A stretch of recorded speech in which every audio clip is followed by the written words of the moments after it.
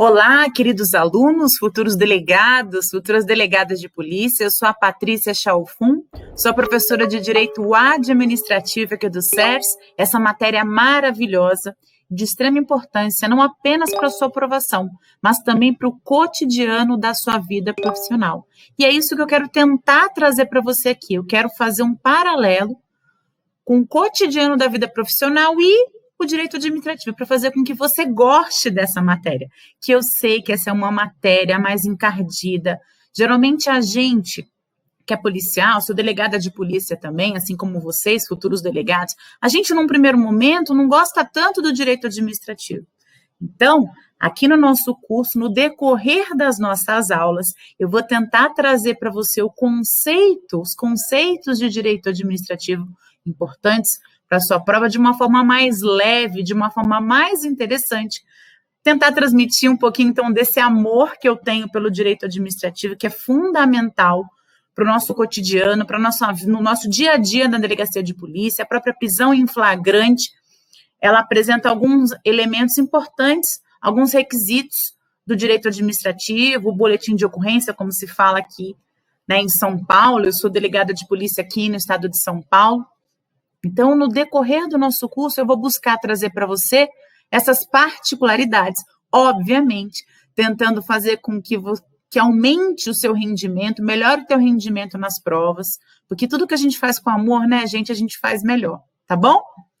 Bom, depois você me conta, tá, se você tá gostando. Eu vou já, antes da gente começar a aula de hoje, a gente vai falar na aula de hoje sobre a origem histórica do direito administrativo, mas antes de começar, eu gostaria de te convidar lá para a minha rede social, para as minhas redes, meus canais.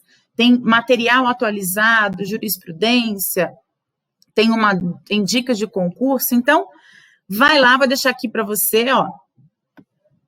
No Instagram, @Patrícia Chalfun, eu tenho um canal recente no YouTube, professora Patrícia Chalfun, tá? Então, te convido aí para me procurar nas redes sociais. Bom, e na aula de hoje, pessoal, a gente vai falar sobre o quê? A gente vai dar início ao nosso curso falando das noções introdutórias ao direito administrativo. Subtema: origem histórica do direito administrativo. Para a doutrina, para a maioria da doutrina, quando que surgiu o direito administrativo? Bom, a resposta é, gente, o direito administrativo ele surgiu, obviamente, como a gente conhece hoje, tá? Olha aqui para mim. Estou falando do direito administrativo como a gente conhece hoje, tá? É óbvio que nas civilizações antigas, no surgimento, a gente não sabe quando se surgiu o Estado e a sociedade. Lá, quando você tem na faculdade de Teoria Geral do Estado, a gente fica nessas discussões filosóficas entre Estado e sociedade. É óbvio que sempre houve regra acerca da distribuição, tá? Do poder, das competências dos governantes. A gente sempre teve um pouquinho, mas não como a gente conhece hoje. Da forma que a gente conhece hoje, Revolução Francesa, que fez surgir o Estado de Direito. Calma, para tudo. Vamos falar um pouquinho de Estado, tá? Algumas questões de prova. Então, indo direto ao ponto, te perguntarem qual a origem do direito administrativo. Tem que responder assim, olha, o direito administrativo surgiu pós-Revolução Francesa, conjuntamente com o Estado de Direito. A gente vai falar um pouquinho sobre isso, mas vez outra, principalmente na prova oral, tá, gente? O meu objetivo aqui é o curso completo, é te preparar para todas as fases, obviamente. A gente tem, né, a palavra Estado surgiu pela primeira vez na obra O Príncipe, anote aí, de Maquiavel. Mais precisamente, o Maquiavel, ele fala das cidades-estado, tá? Então, a palavra Estado surgiu lá no Príncipe Maquiavel. A gente não vai entrar aqui em que momento surgiu o Estado. Isso a gente deixa lá, tá? Para a Teoria Geral do Estado. O que é importante você saber, além disso, além de quando surgiu o Estado, você tem que saber também, tá? Que a relação entre o Estado de Direito e a teoria da tripartição dos poderes. Isso aqui eu vou pedir para você colocar um coração. Por que, professor, um coração? Meus amores, toda vez que eu falar para você colocar um coração, olha aqui para mim. significa que você tem que estudar com muito carinho esse tema. É um tema de alta incidência em prova. Esse é um dos temas de coração aí no teu material. A teoria da tripartição dos poderes, ela se tornou conhecida, presta atenção no que eu estou falando, ela se tornou conhecida com essa obra aqui, ó. O Montesquieu, Charles Montesquieu, em 1748, no livro dele, O Espíritos das Leis. O que ele defendia? Ele falava, olha, se eu concentrar o poder, olha aqui para mim, se eu concentrar o poder em uma pessoa só, a chance da gente ter abuso, da gente ter irregularidades é muito maior se distribuir. Então, concentrar o poder no monarca, né, naquele estado absolutista, além dele não estar sujeito às próprias regras que ele criou, ele também, né, gera uma insegurança. Então, o que o Montesquieu passou a defender? A tripartição dos poderes. Então, não tinha sentido, gente, falar em direito administrativo nos estados absolutistas, que eram os estados que existiam antes da Revolução Francesa. Nesse período, né, nos estados absolutistas, não tinham regras jurídicas que eram colocadas acima da vontade desses governantes, desses monarcas. Então, não tinha sentido eu falar em direito administrativo. Porque os monarcas, né, o que eles queriam, a vontade deles era fundamentada na divindade. Então, eles eram a encarnação da divindade. Isso mudou quando surgiu o Estado de Direito. Então, surgiu o Estado de Direito. O que é o Estado de Direito? É aquele no qual o governante está sujeito às próprias regras. Então, surgiu... Além disso, eu gostaria de destacar o seguinte. Então, o Estado de Direito e, né, duas questões importantes. A teoria da tripartição dos poderes. Mas cuidado, gente, eu coloquei uma observação para você. Você não pode esquecer o seguinte. O Montesquieu não foi o primeiro a falar nessa divisão, nessa distribuição das funções estatais em poderes distintos. Antes dele, vamos lá para a Antiguidade. O Aristóteles, no século IV,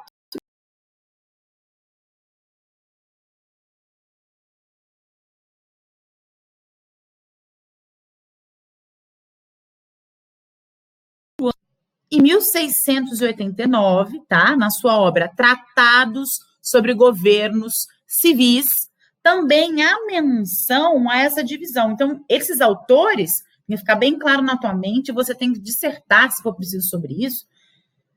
Eles defendiam essa necessidade de distribuir o poder dos governantes em órgãos distintos para quê? Para evitar a concentração de poder nas mãos de uma figura única, né, naquele monarca absolutista. Tá bom? Bom, e qual que é o conceito de Estado de Direito? Olha aqui para mim, você vai encontrar em direito constitucional, tá? Vocês estudam com mais afinco essa noção. Mas, por hora, eu gosto muito da definição de Estado de Direito do Marçal Justem Filho, inclusive essa que eu trouxe para vocês, tá? O Estado de Direito é aquele em que prevalecem as normas jurídicas abstratas e gerais, e não a vontade do governante. Antigamente, então, o governante ele pensava e agia. A manifestação de vontade dele, que hoje a gente conhece como ato administrativo, como que hoje a administração pública manifesta suas vontades? Temos um instituto jurídico, que é o ato administrativo. Hoje, então, a administração pública, quando quer concretizar essa vontade, ela pratica um ato. Que ato é esse? É o ato administrativo. Então, eu tenho uma ponte entre a manifestação de vontade estatal e a execução dessa vontade, que é o ato administrativo. Naquela época não tinha. Os governos absolutistas, eles pensavam e agiam, não tinham freios, não tinha responsabilização estatal, e eles sequer eram sujeitos às normas às quais eles criavam. No Estado de Direito, não. Né? Inclusive, nós temos um brocado jurídico muito conhecido, que no Estado de Direito vigora o império das leis. Por quê? Porque foi necessário, nesse primeiro momento, estipular todas essas regrinhas e, consequentemente, com isso, qual foi a consequência do surgimento do Estado de Direito? A criação de um novo ramo do direito, que é o direito administrativo, passou-se a se falar desse conjunto de regras que vão servir para executar, para normatizar e regulamentar a atuação da administração pública. Então, a partir daí é que a gente vai dizer que surge o direito administrativo. Beleza? E no Brasil, pessoal, quando será? Pergunta de prova, tá? Quando será que surgiu no Brasil o direito administrativo? Em Recife, tá? Ó, o primeiro decreto a tratar do direito administrativo foi o decreto 608/51.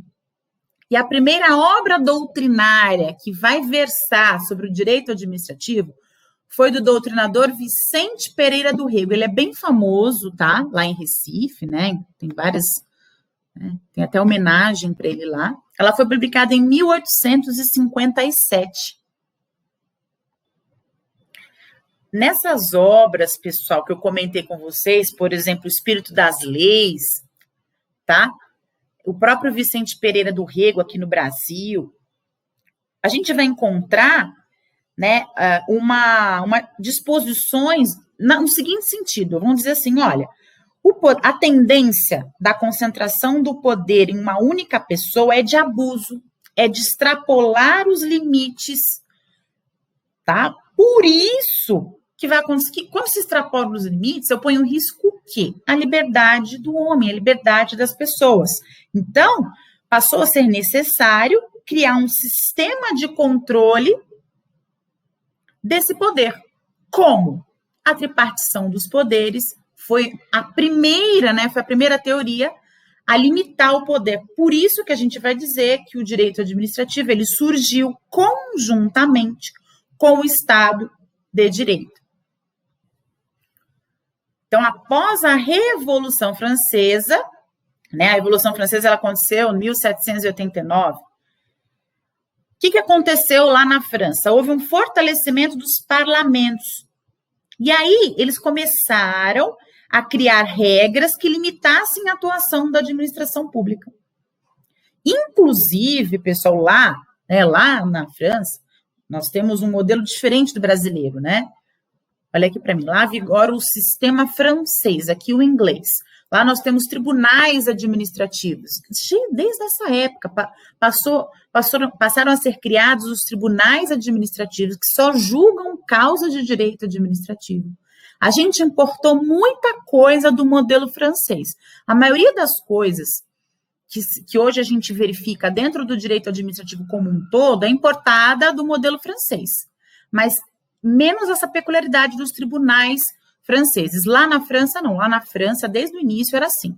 Um tribunal que não era vinculado ao poder judiciário, justamente para não violar essa tripartição de poderes que a gente está comentando desde o início da aula, é que julgavam as causas de interesse da administração pública. Aqui no Brasil, não. A gente adotou o sistema inglês ou da jurisdição una. A gente tentou adotar o sistema francês, mas não rolou. Eu vou falar disso lá nos próximos blocos. Mas só para que fique bem claro aqui. Então, se perguntarem para você a origem do direito administrativo, o que tem que estar? 3 palavras que tem que estar na tua prova, tá? Primeiro, Revolução Francesa, Estado de Direito e tripartição dos poderes. Aí você desenvolve um raciocínio em cima dessas 3 palavras importantes. Para enriquecer sua questão, convém você colocar, se for uma prova discursiva, numa prova oral, você mencionar aqui no Brasil o que eu coloquei para você aí no início da aula. Não se esqueçam dessas informações, que quando se fala em origem do direito administrativo, tem que estar essas 3 palavrinhas. A gente vai voltar já para continuar estudando. Vamos começar a falar do conceito de Estado, administração pública e conceito do direito administrativo nos próximos blocos. Eu volto já. Desejo a vocês bons estudos e até a próxima aula.